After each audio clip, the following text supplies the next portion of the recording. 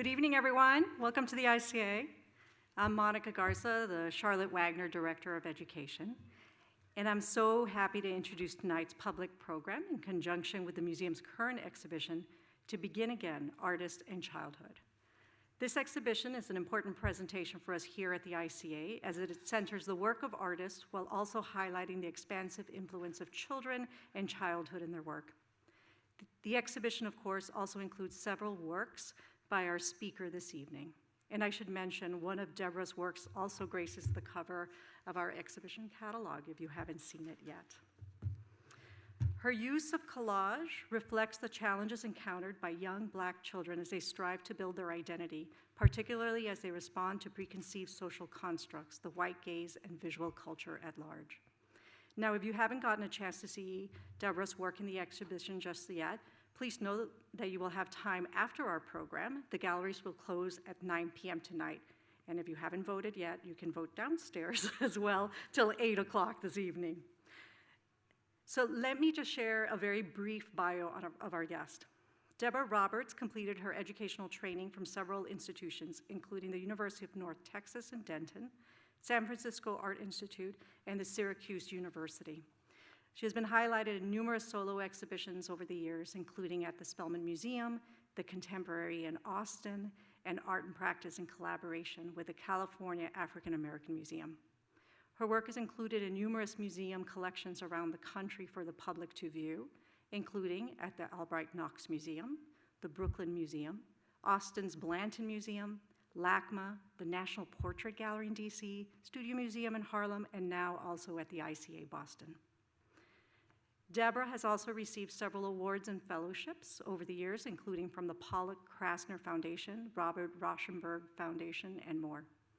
Deborah comes to us tonight from her hometown of Austin, Texas, and she is going to be joining ICA's Mannion Family Senior Curator, Ruth Erickson, here on the stage.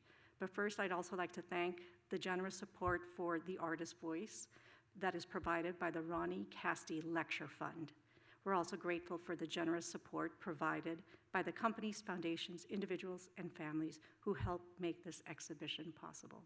So now, please help me welcome Deborah.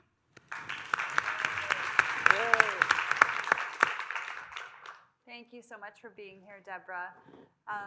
There are so many amazing interviews with you, and as I was reading through them in the days preparing for our conversation tonight, I was just, so excited to be on stage with you because you have so many wonderful stories and you tell them with such kind of transparency and honesty, and so I think we're really in for a treat tonight. But I wanted to start a little bit with your own childhood. You grew up in a big family. There were 8 kids. 8 kids. And one of the stories that you talk a lot about in your childhood is how you sort of found your place in your family and in the world as a drawer. Mm-hmm. And I just wonder if you could talk a little bit about what drawing as a kid in your childhood offered to you. Like, what did that open up for you? Right. When I use the term drawer, because I didn't understand the term artist and what that meant, I just knew I liked to draw. And so my mom had a big white Bible with a lot of stuff, a lot of the Renaissance pictures in it. And I would draw those pictures out of that. That would be one of the things I would love to do. And then when I was in the 3rd grade, I realized I could monetize that by, drawing things for other children that they wanted, like muscle cars or little girls wanted dolls, anything like that. I could do it, and I would get more paper. I would get pencils. I love those big red, Indian pencils. I think they were called Indian. Big Chief. They were big. Well, it was a Big Chief notebook. I got a lot of those, and I got those real thick red pencils, and I have them today. And so things like that. So that kind of, was my first idea of what I wanted to do, but I just didn't have the knowledge of it. I didn't know what that meant, so I just kept doing it through high school and on to college. Do you have an earliest memory of drawing? No, I have early memory of being whooped because of drawing. I don't know. I was drawing and we didn't have any paper, so I pushed the couch out and I was drawing on the back so my mom wouldn't see it when she went to work. And then one day she cleaned behind the couch, and that was my masterpieces. So I remember that really well. And how did, as you kind of developed this early identity as an artist, even as you didn't really understand that identity and your family didn't really, you talk about them not really knowing a lot about art. I wonder, like, how did that sort of change your role in your family? Or how did that sort of become then part of your emerging identity? Right. I mean, it's just no one really wants their kid to grow up and be an artist per se, because it's a long, tough life. And for me, they didn't understand it, but I realized they didn't really get in the way of it. It just was there.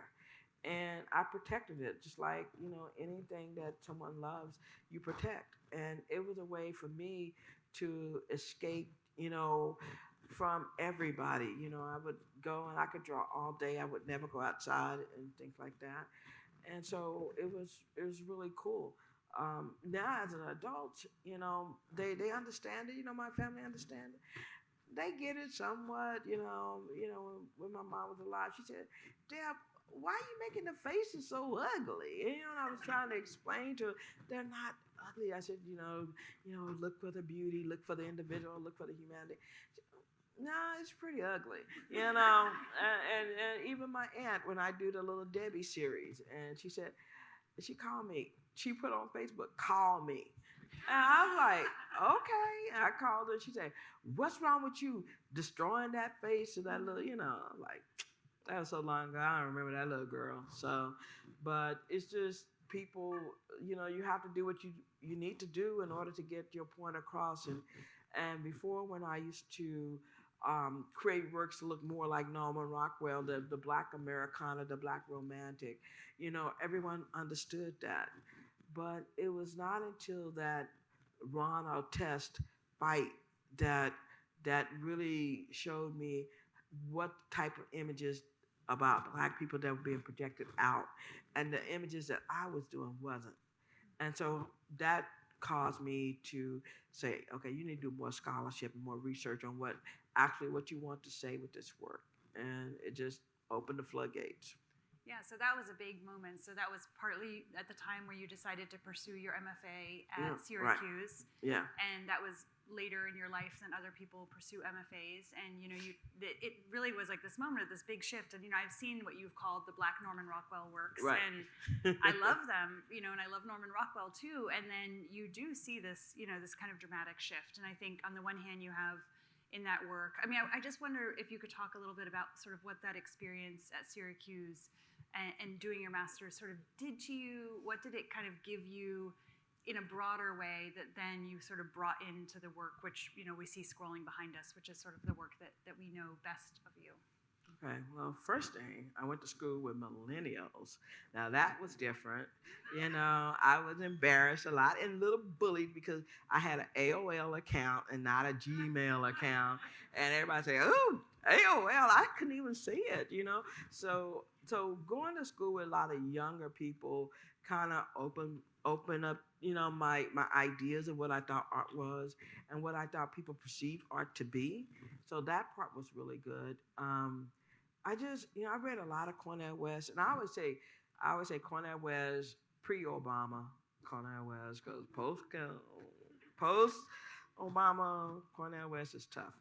And so I did a lot of bell hooks, Cornell, Frantz Fanon, and I just realized what I was doing, it just needed more. And then one of the things that I learned at Syracuse, the missing part of my work, and I tell people this all the time, was literature. I didn't know that was the missing part. I started taking graduate classes in African American studies and going to those classes and doing all that reading and research. And I finally understood what I thought people were thinking of when they saw the Black image and how the Black image lived in Western art and how it lived in Western society and beauty and all that stuff. And so Syracuse helped me in that sense of that sense of the word of trying to figure out the work. And so it was very enlightening. And I was a graduate fellow, so I didn't have to, I didn't have to work. I just totally concentrated on my work. And I worked through a lot of messy, ugly art in order for me to get to the art that I started producing later. And I was telling someone earlier, during that time, I went to see Franklin's sermons at, now I'm a Texan, so I'm gonna tell stories. I'm sorry, there you go. So I went to see Franklin's sermons at the PAM. He was at LACMA at that time. And I remember I always tell artists, don't go too early to see, curators and people like that, because if you don't have your voice and you don't understand where the work is gonna go, this may be your only chance of having an audience with them. And I remember going, and I had the idea, it was just now, I guess being born, just the idea of it is coming out as messy and unrealized. And so when I saw Franklin, and I remember just started sweating because I was panicking. And he was looking through my iPad, and then all of a sudden the graduate student's photo came up, and I was like, what is she doing now? And it was like, oh my God, And so he told me, he said, look, Deborah, I can see there's something there. He said, why don't you just do 20 small works and just do 20 works, see what happens at the end of that. And I said, okay, thank you. And I got out of there quick. And I went back to the studio, and I was embarrassed and just wanted to get better. And I remember doing those 20. That's when the little Debbie's. I said, if I'm going to destroy a face, it's going to be a face that I have no identity to. I mean, I was well beyond that little kid, and I just started working and working. And then I remember the day when it started to come together, and it was by accident. I had cut out the stuff, and so maybe just real quick, tell the little Debbie are all pictures of you. Yeah, all pictures of me. So it's self-portraits of you as a child that you're cutting up. When I was 8 years old, and I just kind of threw a tablet down, just on the desk, and the pictures flew up, and they kind of moved around, and I said, "That's it." And so I started cutting in, and I went crazy after that. That's a great story. Yeah.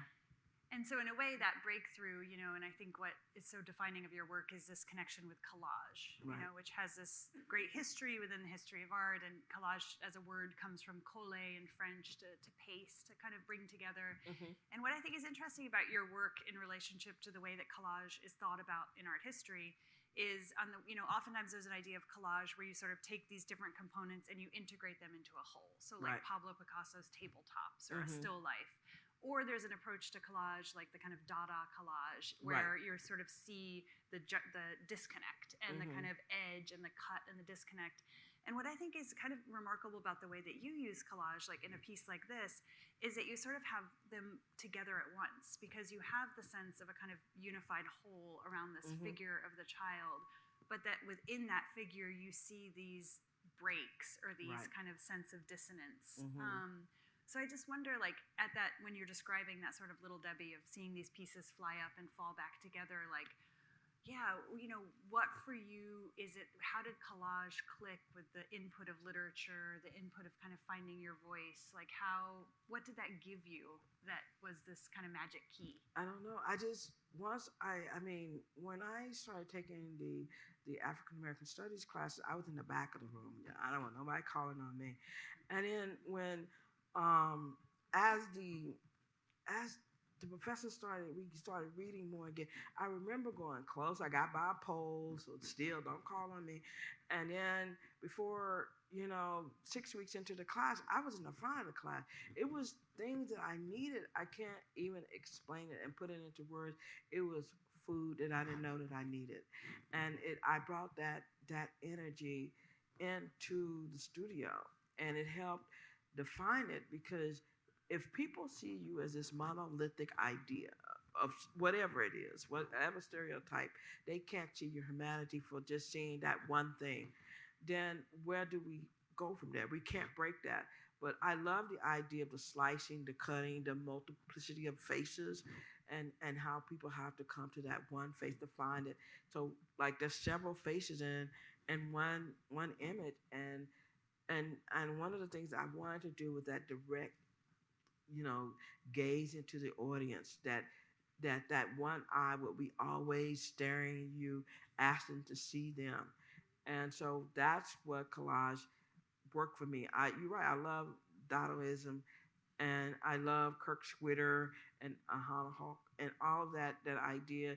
Text was coming into my work. I didn't know I would do work and people would say, "Ooh, take that text out of there." It just was coming in too early, and it literature helped bring that forward also, in a way that people understood. Before, it was just all around the work and it didn't make any sense. But literature is the missing component all those years, all them struggling years. Yeah. All I had to do was read. So maybe we can talk even a little bit more closely about some of these particular works. I mean, this is an interesting one here because this has the sort of your early work, especially around Black girlhood, and oftentimes you would see these them wearing these gloves, right? And there was a sense of the gloves. I wonder if you could sort of talk about that kind of armoring with the glove and the way that you wanted to integrate that into these images around Black girlhood. Well, one of the things that I always used to say is when I was 8 years old, when I started really wanting different things for myself and my body, but I asked this question: when do the armor come on? I mean, when do we put on the gloves to have to defend Blackness and Black womanhood, and the idea that we can't save everybody in order, we have to save ourselves first? So I started thinking that defense mechanism started around by 15. And so I literally wanted to put on those gloves. And sometimes the gloves are off, sometimes they're on, sometimes just wrapping around. There's this notion of having to defend yourself all the time. And more Black girls are sexualized more than any of their peers. They are somehow seem that they're looser, that they're less vulnerable, that they can be, hurt easily and well, they'll just bounce back. Well, no, Black girls are vulnerable also. And just because culturally we may be loud and laugh loud and love loud doesn't mean that I'm incapable of not having my feelings hurt and sometimes not crying about it, just holding it in, building it up. And so that's the thing that I wanted to get through the art. And this piece in particular, when I said having a dark-skinned girl next to a little girl with a hijab on, and back to back, and then asking the question, which one would you prefer? And that's a hard question for some people. And so that was really important. And in doing this, so I read red, white, and blue. And so when you're describing that, you're describing on the one hand what feels to me like a sense of empowerment, and then you're also describing a desire for protection. Right. And it feels like both of those... Self-protection. Self-protection, yeah, through that sense of empowerment. I wonder if you could talk a little bit about, because one of the other things that comes up in addition to this idea of empowerment is, questions of sort of beauty standards, and that as being another important entry point for you into focusing on girlhood. Right. I wonder if you could sort of, talk about that in the context of a work like this, in, how, I think you can think about the sort of beauty standards against which Black girls are being compared and held, and then how you sort of sought to interrogate those through the act of collage and portraiture. Right. So when, one of the things that happened in Syracuse, and there's a lot of Black women, we talk about our bodies, our hair, our identity, who we are. And when I chose to couch my argument and that whole idea of Blackness and Black girlhood, I decided, well, what some of the things that you needed to talk about: art history, American history, Black culture, and pop culture. Those are the four things that I wanted to talk about. And the idea of moving that through this Black body, a child's body, and what did that look like? And so when we have that picture of that little girl right there, my body, my rules, and it's this idea is that it's so easy to come into a Black body and destroy it, and then walk away as nothing has happened. So when I do these type of things, I always lift them up. Most of my kids are are without pedestals, because I don't think that Black children have been put on pedestal.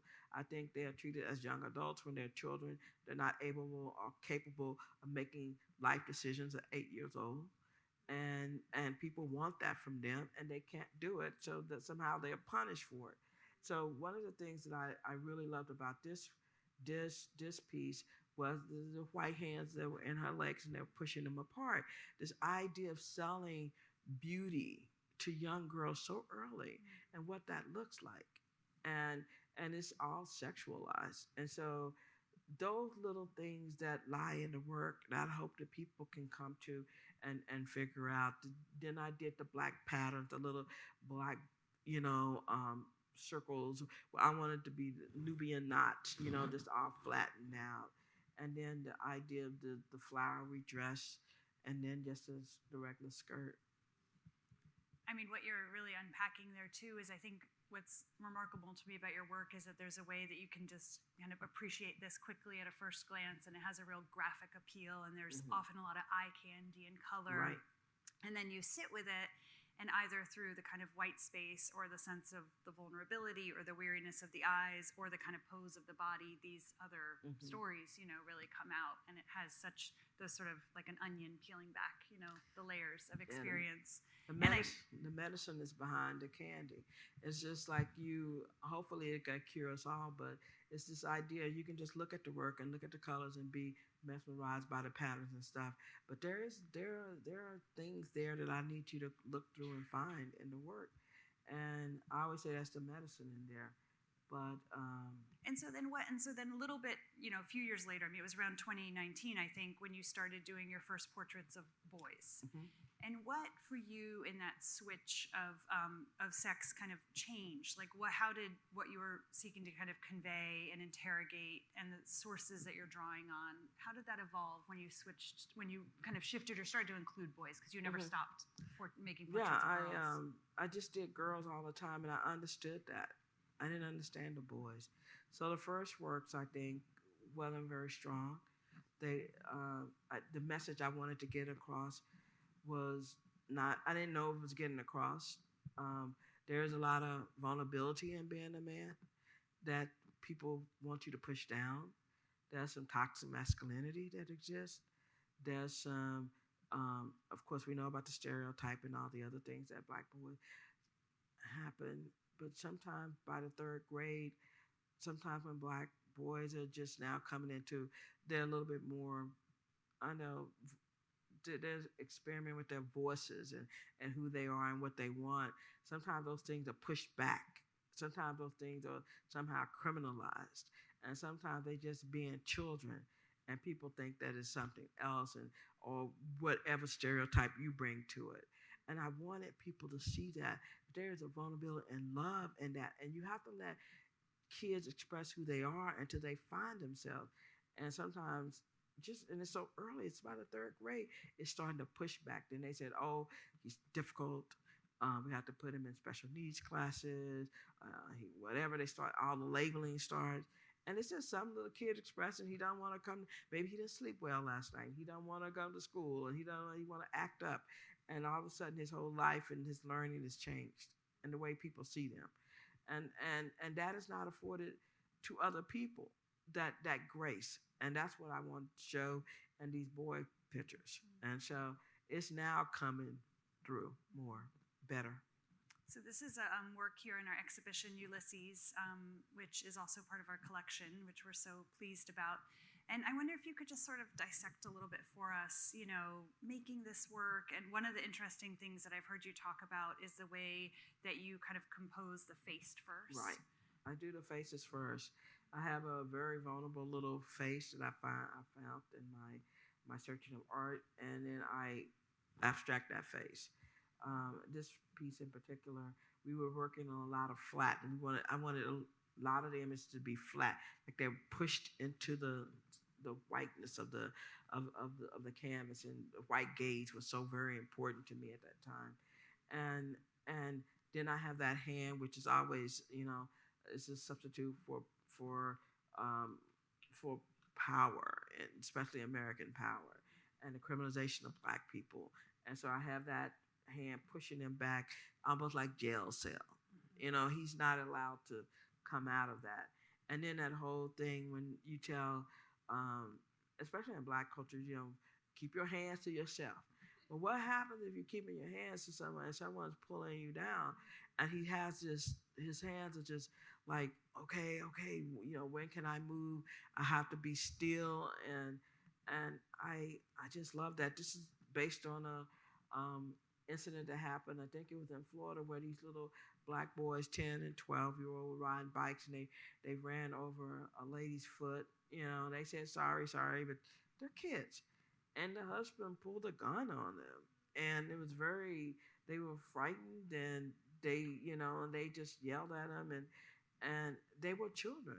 You know, they made a mistake. I mean, and automatically you deserve to pull a gun on little boys, you know. So I thought about that work, that whole thing, and I had to do something. The criminalization, automatically, you can't make a mistake. I mean, you automatically somehow label as something horrible, and so this piece came out of that whole incident. And I love the name Ulysses, and we talked about it. It didn't mean anything. It's just to me, it feels free. So. And I think the way, especially, it's interesting to hear you talk about the kind of flatness, because the other thing that I think you feel when you're in front of this piece is the way that he's kind of boxed in tightly within the composition, sort of pushed to one side. There's so many forms of restraint, formal and, you know, visual and content-wise, that make up this piece. Yeah. I was listening to Song of Solomon by Toni Morrison, and she talked about Milkman, how the idea of his people could fly back to Africa, and I like the hands, those wings, and it's just literature again, just in the work. Yeah. So this is the other work that we have upstairs in that same gallery, and I think when I was thinking about what works to include of yours, which it's really hard to choose because they're all so good, I was interested in this as, for me, what also is expressed. You know, there's a work like Ulysses that is really heavy, and there's this work, Sisterly Love, or Let Them Be Children, which, you know, has a sort of different tenor that I think, for me here, the way that these girls form this kind of strength of the pyramid, and the way that they're grouped together, and there's this sort of show of support amongst them. So I wonder if you could talk a little bit about this grouping, which is a newer work, and, you know, how this kind of has fed you, and what you're seeking to kind of convey through this piece. Right. Well, one of the things that I really enjoyed about doing this. This is one of my longer pieces, and I like the idea of the two little girls in the middle. You know, they were done first, and then I did the drawing of the other two girls, and the girl in the back was the last one. And I normally don't do faces turning away, but I thought I would try something different. But I thought I did those two little girls on just a single panel, it'd be just as strong. We call Sisterly Love without having the other, you know, people in there. I have three sisters, so this idea of us all kind of, you know, going together and being together, I thought was very important. It's anyone who has sisters and you have great relationships, you know, those are your best friends, those are your staunch defenders. And so I have them at all different levels, you know, one with hands on the hip, with Oak, you know, like I have a lot of, like that's Oakley's hand in that work, and James Baldwin's hand. This is James Baldwin's hand that's doing this. And the idea that there are male presence in this work, that we need that type of protection. And I thought was very important in this piece. And the thing that this doesn't show on the slide is all of these ways that the sort of complex intersecting of forms, you know, and there's this moment where the shoe intersects with the blue foot, you know, and you get this kind of amazing sort of difference. It's bled out here. Yeah. But yeah, I wonder, are those sort of choices, as you're thinking about, as you're kind of literally composing this, so you compose those two girls, you do their faces, did you do their entire bodies before you figured out the placement of the other three figures? I did, because I was liking that. And I kept saying, well, maybe I wouldn't, you know, do any more. But, you know, I was on a time crunch and I had to. But I added the girl that's bending down, and I just kind of put her leg into that. That was something, in a lot of the works I tried different things to see if it's going to work, and I thought it worked really well in that one. Like I said, the last figure is a girl with the butterflies, in the back. I thought that she was kind of last minute. She looks a bit older. At that point, people were asking me, are you going to raise these kids up in age? And I thought about it, and then once I did that face, I know that I don't want to do that. I think there's too much ground to cover at this age from 8 to 12. I think there's a lot of ground. The New Yorker just came out with a story on young black girls, moving into their menstrual cycles earlier than any other group of kids. And what does that mean? And I didn't read it all, but, the beginning paragraphs wasn't very pleasant for me. Mm-hmm. And so I want to talk a little bit more about that. It's sexualizing them. Instead of saying maybe it's a diet, but we have different diets and culturally. So I don't know. Hopefully, it's going to get into that. Like I'm not putting down the article, but the first couple paragraphs don't sound good. Mm-hmm. So that's something that I want to, explore in the work. I do have both male and female figures in the work because I think the father is very present in girls' lives, more so than people give credit for. Mm-hmm. And I want to have that part in it. You mean actually literally in composing the face, you'll take an eye from James Baldwin. From James Baldwin. Yeah. Yeah.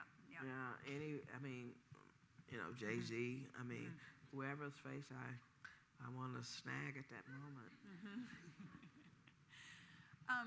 I wanted to sort of pivot a little bit, and one of the things, and it comes up a little bit with this article you're talking about in the New Yorker, which I haven't read, which is a good tip. But I'm wondering if you think in your, you've had a good life at this point, so you've passed some time, and I wonder if you feel like popular representations of black children are changing. And I'm thinking about, the most recent racial reckoning of George Floyd, and I'm thinking about sort of what I see happening, I think, as museums and other businesses and, advertising kind of confront the histories of black imagery and the ways in which, they have been denigrated for so long. And I just wonder if you're sensing right now kind of an evolution, like what is your finger on the pulse of sort of popular representations of black children? Or do you feel like it tends to be more of the same? I don't think it's changing. You don't think it is? I think it's popular, but is it, we talked about the journey, the long game. I think black art right now and black imagery and figuration is very popular, but will it be around for the long haul? And, if we live in a capitalist society, if people can make money off of the popularity of something, they're going to do it. And so, but will they make institutional changes and companies who make those type of changes that we can see more black imagery when it's not so popular? Because this is not, I want it to last a long time, but I don't know that it will. But when the world shifts away from figuration into abstract, because abstract is coming, and it's coming really fast. And once that shift happens, and we don't have, I love that the absence of light, what they did on HBO, will that same type of attention be focused on black children? There's too many stories out there to say that it's changing enough. Maybe it's the imagery of the cell phone and all. We talked about being a humanist. I'm a humanist. I want it to change. And I'm not a Pollyanna, but I want it to change. I don't necessarily know that it is. The stories that are coming up, you hear this little kid stole some Cheetos, Doritos, and the police officer just terrorized that child. Then you have little girls having a mental episode, and they handcuffed her, hog-tied her, and put her in the back of a squad car. She's a little kid. She was crying for her parent, and just compassion. Sometimes I think children, and I'm going to say black and brown children, are not afforded that compassion. And that's all. And when that starts happening, then I think it's okay. but right now, like, no. That's honest. I could say, yeah. I mean, who was that? Yeah, it was a talk show host, and he was talking to Ta-Nehisi Coates, and he said, things are changing, right? Ta-Nehisi said, no. And he's like, but it's changing. He said, no, it's not. He said, I can make you feel good and tell you it's changing, but it ain't changing. So, yeah. One of the things that I really appreciate about you is this, that you talked about it in going to grad school with all these millennials. Yeah, And you're somebody who is on social media, who I think uses social media platforms really in amazing ways of and you should definitely follow Deborah Roberts if you don't, because she will do these live Instagram things where you'll be in your studio, you'll be making work, you'll be talking about making work, you'll be talking about making it as an artist, which is so important for, I think, young artists to hear, and it's something that you worked for a long time without the kind of recognition that you're now getting. And so I just wonder first, sort of, how has social media, what has that done for you as an artist? Like, what has it done for you as a person? What are the things that you find there that feel positive or feel negative first, I guess? Well, so far, my experiences on social media has been really good. And I got the millennials back. They gave me the tools, and I'm using those tools. Too much, though, sometimes. I'm always on that, looking. But one of the things that you have to do, especially when you're an artist and living in a community where it's really tough, and a lot of people don't know your name, or you live in Utah or Nebraska, some places like that, and you don't have access. Access is the key. And I keep saying that all the time. If you don't have access to people, it's really hard to grow your work. It really is. So what I try to do with my jump-ins is give you some tools to kind of knock some of those roadblocks down, knock the gatekeepers. There's an algorithm that you can use in Instagram to put you on curator sites. You can do hashtag painting, drawing, mixed media, contemporary art, and art. Though that will get you on to more sites with arts organizations, and so things like that. One of the things that I found that it is a tool to sell work, but it's also a tool to show your work.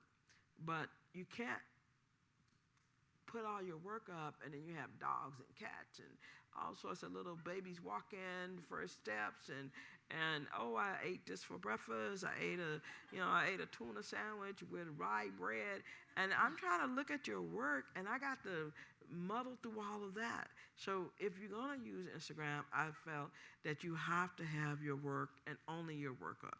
Have another section for all of that and another site, but make it available. So when I had my big break in 2017, the guy came around, Larry Musa, and he said, "Who's this artist?" And I said, me. And he said, "Yeah, I like this work." And he started taking pictures. And the first thing I was going to say, "Why are you taking pictures of my work?" And then he posted and wrote a beautiful thing about my work. It brought many more people to come in, and that's how it started to roll from that. Another thing is, I noticed that some artists have a little success and they think that's it. But Oprah always talks about people want success until success happens and they're not prepared for it. So when it happened, we sold out the booth, we sold out the studio, we sold out the art gallery. I got back home and I hit the gas. I just started doing more work, started, posting more work, me doing more work. Let people know it's coming. And it's a lot of it's coming, and I worked, and so that I stayed on top of it, and so I think you have to have different types of goals, and you express those goals, publicly, or like I used to have go girl goals, where when I did something I say go girl, you go, I have to be my own cheerleader, to keep it going, so things like that. So social media really works, and my Facebook is more curated, so I don't have, that many followers. But Instagram, I love to jump in. I started to jump in during COVID when everybody was on, what was happening, And I was just in the studio by myself, and I knew there was a lot of other artists doing that. So I think they're dumb, but people tend to like them. And yeah, I always get caught at the beginning. I'm like do do do do, la da da da, and then I'm on, and oh, good grief, there you go.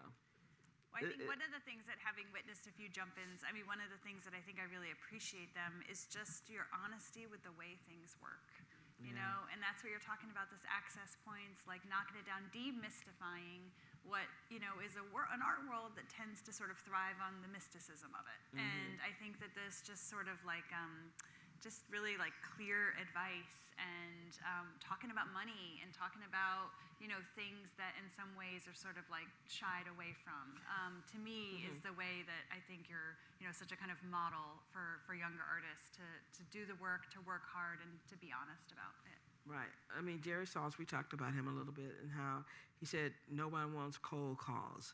No one wants you to like inundate them with all your work. Well, if you don't, how are they going to see it? I make cold calls, and I had to have a strange voice. Yeah, this is Mr. Simpson, and he's calling. Did you know about this artist, Deborah Roberts? She's showing downtown at the bank. And, then here come the media. And then I am, hello, welcome. Thank you very much. This is my work, And they said, we got calls. Yeah, I made all those calls. And so sometimes you have to be your own, advanced person. So there are things to do, and like, I don't know, and Amy Sherrill talked about this, and a lot of other female artists. I don't know hardly any black female artists who won't take a call from a young artist. I won't do don't ask for so much. If you need, like, say, I want you to look at my work. I only want 15 minutes of your time. I don't want anything. I'm stuck, or I need to. What do you think of the work? And don't wait till the day of. Get their email address. Send them 10 works so they have a chance to look at them. And then when you have your talk, I promise you, it's going to go over that 10 minutes because they're going to see something in the work and they're going to be able to talk to you about it. So you have to sometimes reach out to people. Now, sometimes people don't respond. We know that. And it's okay. It has nothing to do with you. It's them. It's always them. And so just remember, they can't take your birthday away, and just find the next person. Now, you're going to still have your birthday that year, so I always did that. And, Alexandra Grant, she's wonderful. She's in L.A. I reached out, cold called her, and she said, yeah, I'll look at your work. And I was like, okay. And then it's with the text work. I was unsure of it. And she told me all the things that she saw in the work was very helpful. So yeah, I say, it's the idea of the curator or the rich patron knocking on your door and finding you out of all the artists in the world is over, because the world has shrunk, and there are people all over the world who's doing amazing work, and you just one of very many. So you have to really push your practice. Yeah, that's what I try to tell them. I mean, look how long it took me. Well, maybe we can, on that note, open it up to questions from the audience. We can turn up the house lights a little bit. Any questions out there? Yeah. Hi, I don't have a question, but I just want to say, I'm Leslie Sills, and I'm one of your Instagram followers. Thank you. I just wanted to say I love your honesty. You're so straightforward. It's such a pleasure to hear you explain your process and what your work means to you and the struggle. Right. So I think you're very, very inspiring. Thank you so much. Yeah, thank you. Yeah. Yeah, got a question up there? Thank you for being here. Certainly appreciate the opportunity. I am a creative, don't have the training and the talent in that sense. And so with that, I got rid of all of my paper. I was keeping a whole lot of paper for collage, because I certainly can't do what you've done here. So thank you very much. You made reference to maybe having a Baldwin hand and a notorious B.I.G.I. Where do you find those images? Well, Yeah. Well, that's some issues with the imagery right now, but I want to talk about it. But, you know, like James Baldwin, when he talked about everything during his lifetime, we're experiencing today. And so what I do is I type in young James Baldwin, and if something comes up that I think that I can use in my practice, I use it. Early on in 2000, when I first came out, 2017, 18, people started looking for people. So I had to, where's Rihanna? That Beyonce? I was like, okay, you're not even looking at the work at this point. You're trying to, you know, go, where's Waldo? You know, so I had to kind of stop that and start just doing regular faces.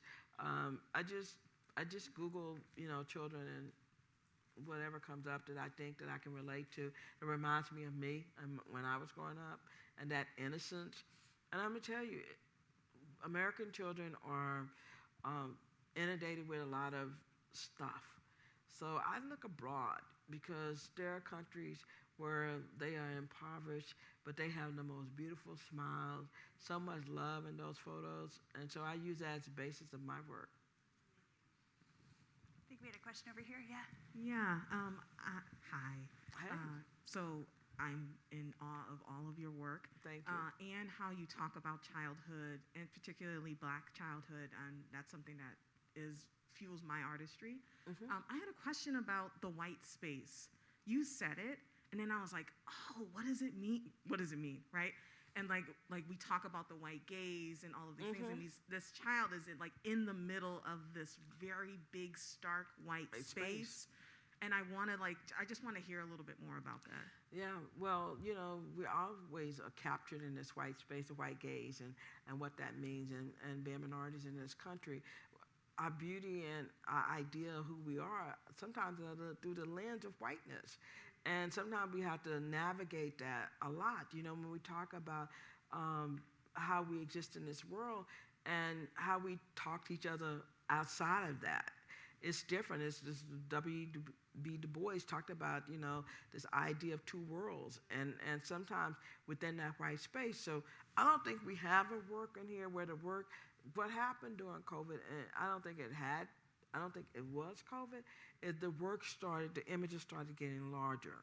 And I think what happened then is that no longer this idea of death or this idea of change, like right here, and this work, where it's just, they took up that space. They, you know, they were more important than the white space. The idea of self was there in its front.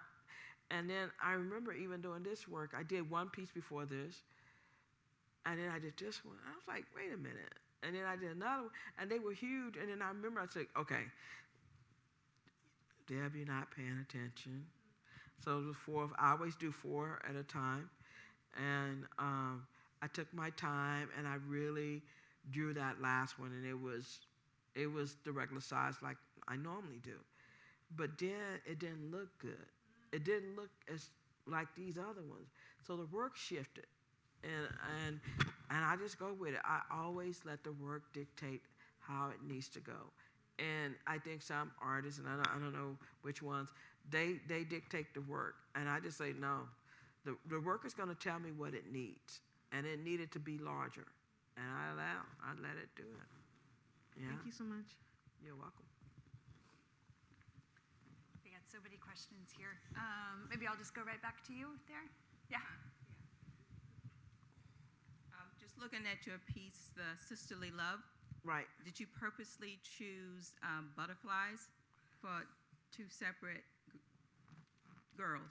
Like the one in the back and the one on the right? Yeah, you know, had never used butterflies before. I love the idea of butterflies. They're in that cocoon, and then they open up, and then they're beautiful, and they just fly away, and they just a sense of freedom. I will tell you this, I know this is my mistake and my studio's mistake, but that is 2020, but it's okay. You know, but the idea of doing it, so we did 2 different patterns of butterflies, Yes. and we haven't done them since then. But we were still, you know, moving around in the studio with one person working, I just said, do butterflies and do one pink and one just white. And I love the idea. And besides, like I said, I have 3 sisters. We always, sometimes somebody's wearing the top and someone's wearing the bottom, So we had clothes like that. Okay. Yes, and the microphone's up there. Hi, I just wanted to say that this is actually my first time hearing about you and seeing you work, and I think your work is amazing and definitely inspiring. And one thing that's definitely catching my eye in your work is just like the fashion choices that you're putting on these kids, and I think all the patterns and everything like that, it's dope, the colors. And I'm curious, like, is this coming from something that you've seen growing up in your neighborhood? Is it more like your personal style that you're kind of throwing in here? I love it. I love everything about it. So I was definitely curious about that. I know. I mean, sometimes, we have a store, like grocery store called H-E-B in Texas. And you go to any H-E-B and see any little 5 to 8-year-old, they have patterns on different clothes. I mean, different types of stripes and plaids, and they just, whatever makes them feel good. And one of the things that I try to do in my work was to create that same type of energy where, they have some stripes and solids. And I remember Connie Cho from the Studio Museum of Harlem, she said, you can make your own clothing line. I was like, no, I can't do all of that. But I was like, she said, this is crazy, the patterns that are put together. But children do that. I mean, you have small kids, and they'll come with a baseball hat on and pajamas, and it's like, where are you going? It's like, I mean, so I love that. Hi, Deborah. Hey. Thank you so much for being here. When I found out 2 nights ago that you were going to be here, everything stopped for me for this evening. Fantastic. So we're here. Thank you. Just to talk a bit more about Black criminalization of young people and Black boys specifically, can you talk a bit more about the George Stinney pieces and what inspired that and how you internalize that to put out such incredible artwork? I'm just curious how you... We can put up the Stinney works. Well, I don't know if you know the story of George Stinney. He was a young little boy, 14 years old, who was accused of killing 2 little white girls. He didn't do it. He was with his little twin. And the only mistake he made was say, I saw them. It was in South Carolina. And just by saying he saw them, they arrested him. He was tried in 3 days. He was convicted in 10 minutes. And he was taken away from his family. And within 80 days, he was electrocuted. And he was so small that, the prison uniforms were so big because they were made for grown-up men. And they had to pile books on the electric chair and put it on his head. And then when it did that, it popped off and they had to put it back on. So this kid had a horrible death, and it's shy of his 15th birthday. And he only said, I saw them.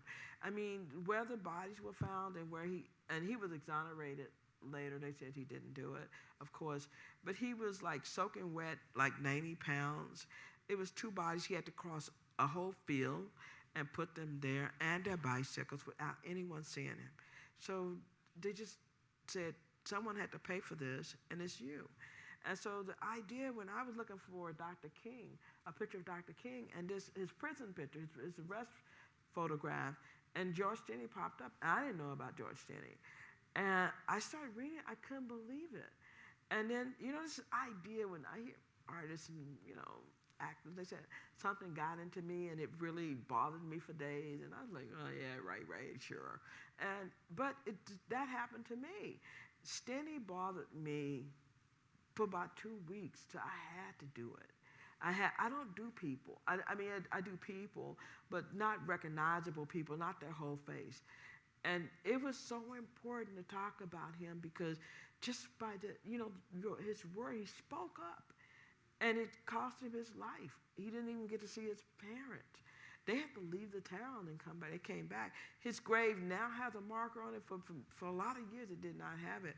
And the idea of just saying something and just trying to be helpful, And so that's when I talk about, these works. When I started doing the Stinney works, I think I'm up to about 10 of them now.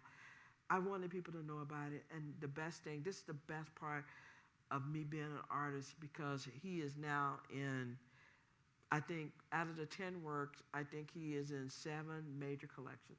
The National Portrait Gallery, Studio Museum of Harlem, Crystal Bridges, where else? He's in other places I can't think of. That's what I have a birthday next week. I'm getting old. And I can't think of all the places, but it's just so wonderful to have that. And you're right, the criminalization is not new. It is something that's been happening eons from the time we were brought over here on the boats. And so the idea of the stripes and the patterns and this, and then, you know, these mass incarceration and these private prisons that are there to make money are filled with brown and black people. And young boys, young black boys are put in early. And they're given life sentences for small crimes. So the idea of doing George Stinney was so very important. And God, I'm just so happy. I don't think that any of this would have happened if he didn't just bother me. I don't do it anymore. Oh, he's in the Blanton Museum. And let's see, where else? I mean, he's in 7, and it's just great. And he's in places. What do you think of this little kid from South Carolina in 1944 is now in the permanent collection at the National Portrait Gallery in D.C.? I mean, it's huge, and I'm just so proud of this. This is, like I said, this is my most significant works, you know. Yeah.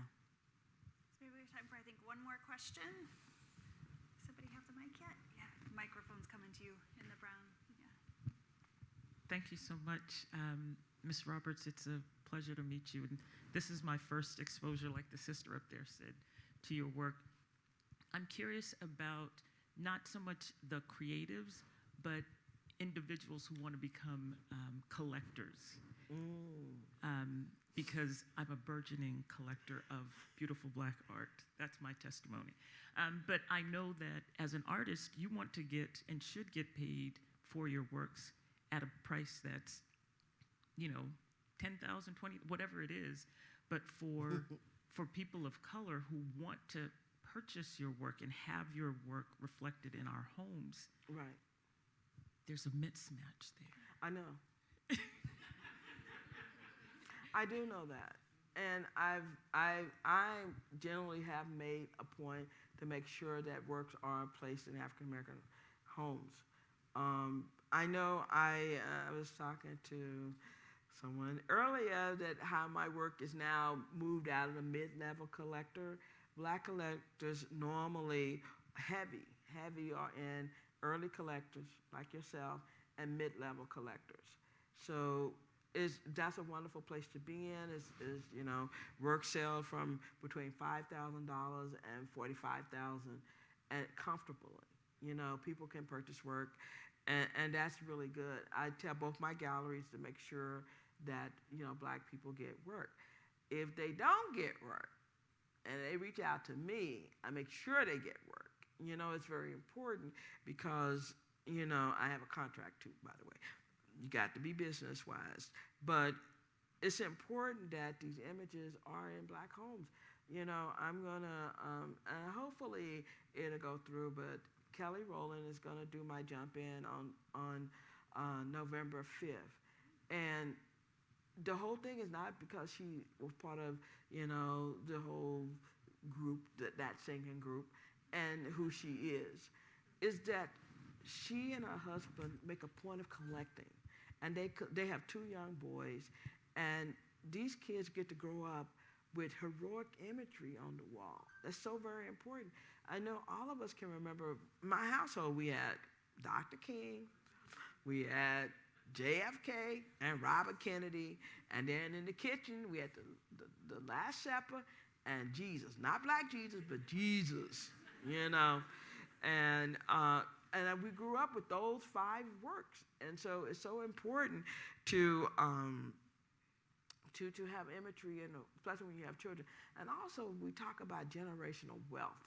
You know, how can we build generational wealth for our children so we can have, so one day they can own homes, one day they can have land, and they can travel and see the world. So by buying early, from an artist is so very important. I mean, you know, my work is a little pricey right now. I'm happy. Thank you. I'm happy for that. But, you know, there were a time when I would have sold this work for $250, you know. And I remember leaving Syracuse begging this guy, you know, Doug Dubois, anyway, begging him to buy a piece for $250. It was so great to say, hey, guess what? You know, now, how do you like it now? And so that's good, but you're right. I mean, I try to make a point to do that. I know a lot of artists who do that. Derek Fajor, Derek Adams. There are a lot of artists who try and do that. But you get to a certain price point, and you're going to move out of certain people's, you know, level, and you want that, you know, for the work and for yourself, you know. And what I would say is that there's so many, you know, young Black artists to support, you know, here in There Boston, graduating from our art schools and, you know, in those MFA shows. And so, you know, your work is out of reach for me, but there's a lot Well, of you had your chance. artists. You just didn't buy it, you know. Let's be real. Let's tell the truth, shame the devil. You already told me you didn't buy it. I didn't say nothing. I just said, okay. But you're right. And, you know, there are artists, and, you know, you can hit me up on Instagram. I can give you a whole list of artists who are doing amazing work, whose works are going to one day, you know, live in collections like this and exhibit in museums like this. I mean, there are a lot of young artists, and she's right, in graduate programs, there are artists coming out. Buy what you love. Don't buy it as a speculator. This artist's going to be famous or this artist's going to make. Buy what you want to live with, which is very important, you know. Well, thank you so much, Deborah. Let's give a big round of applause.